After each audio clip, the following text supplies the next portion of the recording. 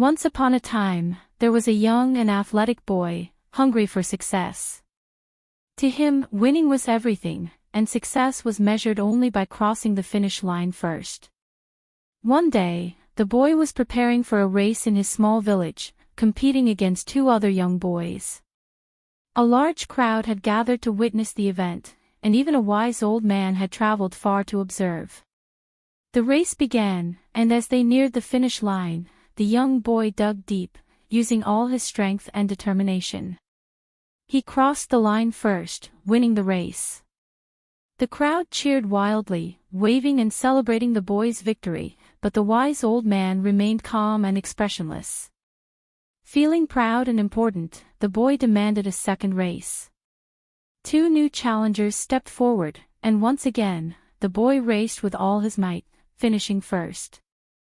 The crowd erupted in applause, but the wise man remained still, showing no emotion.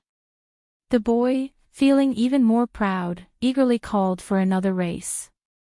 The wise old man approached, presenting the boy with two new competitors, an elderly, frail woman and a blind man.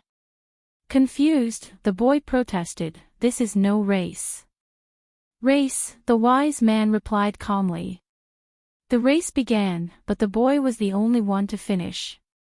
The elderly woman and the blind man remained at the starting line. The boy, overjoyed, raised his arms in triumph. Yet this time, the crowd was silent, showing no excitement or cheer. Puzzled, the boy asked the wise man, "Why won't the people cheer for me?" The wise man simply said, "Race again, but this time, finish together, all three of you." The boy hesitated but then took the elderly woman by one hand and the blind man by the other. Slowly, they made their way toward the finish line. Together, they crossed. This time, the crowd cheered louder than ever, waving and celebrating. The wise man smiled gently, nodding in approval. The boy, still confused, asked, "Who are they cheering for, me, the old woman, or the blind man?" The wise man placed his hands on the boy's shoulders and softly replied, "Little boy, today you have won much more than any race you've ever run before. The crowd cheers not for a winner, but for the kindness and unity you showed.